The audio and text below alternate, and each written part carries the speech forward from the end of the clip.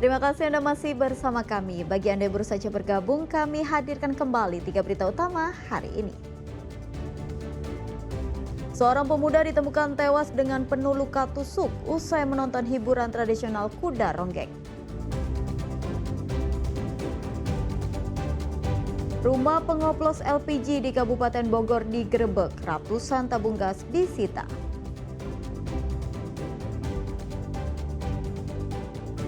Meski sudah dilarang, ternyata masih banyak kendaraan besar yang melintas di jalur selatan.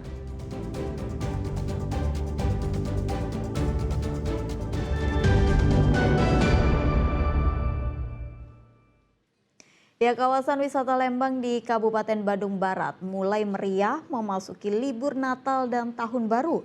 Kepadatan hingga antrean panjang kendaraan pun terjadi di beberapa titik sehingga polisi harus memberlakukan sistem one way atau satu arah. Antrean panjang kendaraan terlihat sudah mengular sejauh 2 km sejak Jalan Gudang Kahuripan arah Bandung menuju Simpang Beatrix di kawasan wisata Lembang, Kabupaten Bandung Barat. Karena pergerakan kendaraan terus meningkat, Satlantas Kepolisian Resort Cimahi sudah menerapkan skema one way atau satu arah. Kendaraan dari arah Bandung menuju Lembang didahulukan melaju dengan durasi 10 hingga 20 menit untuk mengurai kemacetan. Selain Simpang Beatrix, antrean kendaraan juga terjadi di Jalan Cikole hingga Jalan Panorama dari arah Subang menuju Lembang. Pada masa liburan sekolah jelang Natal dan Tahun Baru ini, kawasan wisata Lembang memang mulai meriah dengan kehadiran kendaraan pribadi dan bus-bus pariwisata dari luar kota. Apabila ada kepadatan dari arah Bandung menuju Lembang, kita melaksanakan CB one way dari atas ke arah Lembang. Alhamdulillah dengan CB tersebut dapat mengurangi volume dan bisa mengatasi kepadatan di wilayah pertigaan Beatrix ini. Diperkirakan kepadatan pada masa libur Natal dan Tahun Baru akan terus terjadi hingga beberapa hari ke depan atau pada saat malam pergantian Tahun Baru. Banyaknya objek wisata yang dituju dijadikan momen masyarakat untuk kumpul bersama anggota keluarga. Muhammad Abbas melaporkan dari Kabupaten Bandung Barat. Jelang perayaan Natal, arus kendaraan di ruas tol Cipularang Purwakarta terpantau padat. Kepadatan kendaraan terjadi dari arah Jakarta menuju Bandung.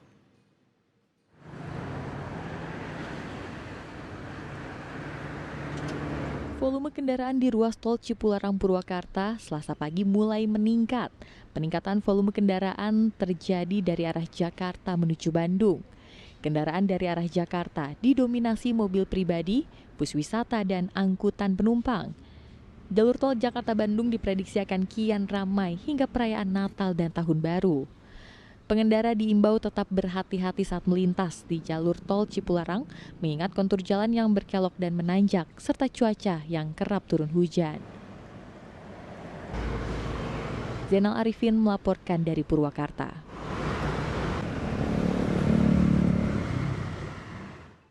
Langgar surat keputusan bersama 3 menteri, truk besar angkutan barang Sumbu 3 yang nekat beroperasi di jalur selatan Garut ditertibkan oleh polisi. Kehadiran truk besar dari arah Purwakarta dan Bandung ini memicu kepadatan di jalur selatan. Pembatasan jam operasional kendaraan Sumbu 3 ternyata masih banyak dilanggar pengguna jalan. Faktanya dalam operasi Lilin Lodaya 2025 Natal dan Tahun Baru di jalur utama selatan Jawa Barat, tepatnya di Limbangan, Malangbong, Kabupaten Garut, masih terlihat kendaraan besar yang nekat beroperasi meski sudah dilarang. Petugas kepolisian dari Satlantas Polres Garut turun tangan melakukan penertiban terhadap angkutan barang yang melintas di jalur nasional. Satu persatu kendaraan Sumbu 3 pengangkut barang diberhentikan petugas dan dimasukkan ke dalam kantong parkir yang telah disediakan. Truk Sumbu 3 sudah dilarang beroperasi sejak hari Minggu lalu. Selain memperlambat laju kendaraan, keberadaan angkutan barang Sumbu 3 di jalan nasional ini juga kerap timbulkan kemacetan lalu lintas. Para pelanggar diberi sanksi teguran oleh petugas. Namun jika masih membandel, petugas kepolisian tidak segan akan melakukan penindakan tegas. Memang untuk alat bangunan seperti ini nih yang dilarang. Adapun kendaraan yang lain tadi seperti membawa sagu, terus lagi membawa bumbu, kami dikasih tahu, dijelaskan bahwa memang ada yang diperbolehkan dan ada yang tidak diperbolehkan. upaya kami di lapangan tetap menghimbau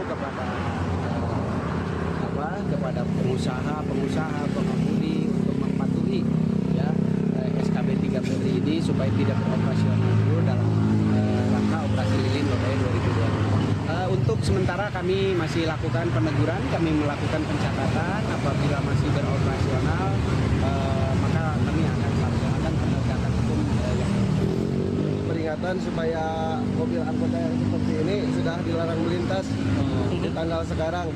Memang sebelumnya Kang nggak tahu atau karena ini terpaksa keadaan atau gimana Kang? Belum tahu. Belum tahu sebelumnya. Belum tahu ya. Ini dari mana mau kemana nih Kang?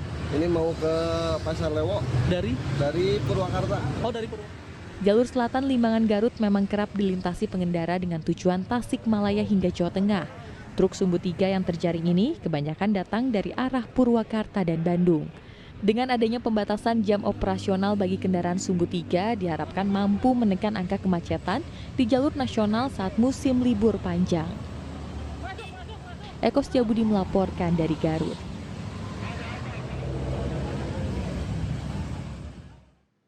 Diduga karena remblong motor yang dikendarai 2 orang siswi SMK menabrak rumah warga di kawasan Cilipung, Sumedang.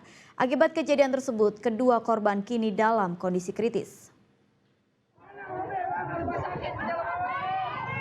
Sejumlah warga panik berusaha menolong 2 orang siswi SMK yang tergeletak bersimbah darah usai mengalami kecelakaan.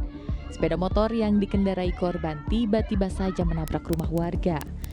Insiden tersebut terjadi di kawasan Cilipung, Kelurahan Pasanggerahan Baru, Kecamatan Sumedang Selatan, Sumedang, Senin siang.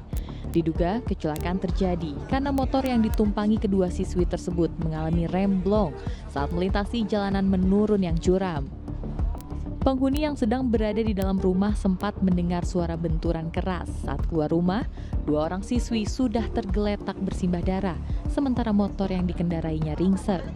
Warga lalu membawa kedua korban ke Rumah Sakit Umar Wirahadikusuma. Anak saya yang dengar Benturan gitu Pak. benturan. Saya juga dengar benturannya mah. Terus gimana? Beleduk gitu, beleduk pas buka pantau istri saya. Ini udah tergeletak di sini. Itu udah tergeletak. Berapa Udah orang? 2 orang boncengan. Boncengan. Anak sekolah itu? Anak sekolah. Anak informatika, SMA informatika. Kelas 10. Kondisi mereka gimana Pak? Parah. Sekarang di rumah sakit katanya lagi kritis. Kalau di sini mah nggak tahu Pak Kol, ini darah semua ke sini. Ini pas darah semua udah dicuci sama saya. Pak, itu kira-kira penyebabnya apa sih Pak kecelakaannya? Belum rep. Hingga Senin sore, kedua pengendara motor masih menjalani perawatan intensif di rumah sakit. Korban dalam keadaan kritis dengan luka parah di bagian kaki dan kepala. Kasus kecelakaan ini kini ditangani unit Gakum Satlantas Polres Sumedang. Agun Gunawan melaporkan dari Sumedang. Semakin dekat dengan Natal dan Tahun Baru, harga sayur mayur diprediksi naik seperti tahun-tahun sebelumnya. Cabai diprediksi akan kembali naik bahkan tembus Rp100.000 untuk per kilogram. Jelang Hari Raya Natal dan Tahun Baru, harga sejumlah kebutuhan dapur di Kabupaten Pangandaran terpantau semakin mahal. Seperti di pasar tradisional Pananjung, kenaikan harga sangat terasa untuk komoditas sayuran. Mahalnya harga sayuran ini diakibatkan oleh berkurangnya pasokan dari petani, serta permintaan yang meningkat terutama menjelang Natal dan Tahun Baru. Seperti komoditas cabai, meskipun sempat mengalami penurunan tapi harganya masih tinggi. Cabai rawit merah yang biasanya dijual Rp40.000 per kilogram, kini menjadi Rp80.000 per kilogram. Cabai merah yang biasanya dijual Rp35.000 per kilogram, kini naik menjadi Rp75.000 per kilogram. Bawang merah yang biasanya dijual Rp30.000 per kilogram, kini menjadi Rp45.000 per kilogram. Mahalnya harga sayuran membuat pedagang memilih mengurangi stok dagangan agar tidak busuk dan merugi. Tak hanya pedagang, pembeli pun kebanyakan memilih mengurangi jumlah pembelian karena harganya semakin sulit terjangkau. cabai merah, cabai keriting, dan cabai rawit. Itu di posisi cabai rawit itu sampai 80.000. Malah minggu kemarin mencapai 95.000, sekarang 80.000. Kemudian untuk cabai keriting 70.000. Nah, ini kenaikan ini dipacu oleh menjelang hari besar keagamaan dan tahun baru, permintaan banyak. Kemudian yang kedua adalah faktor cuaca.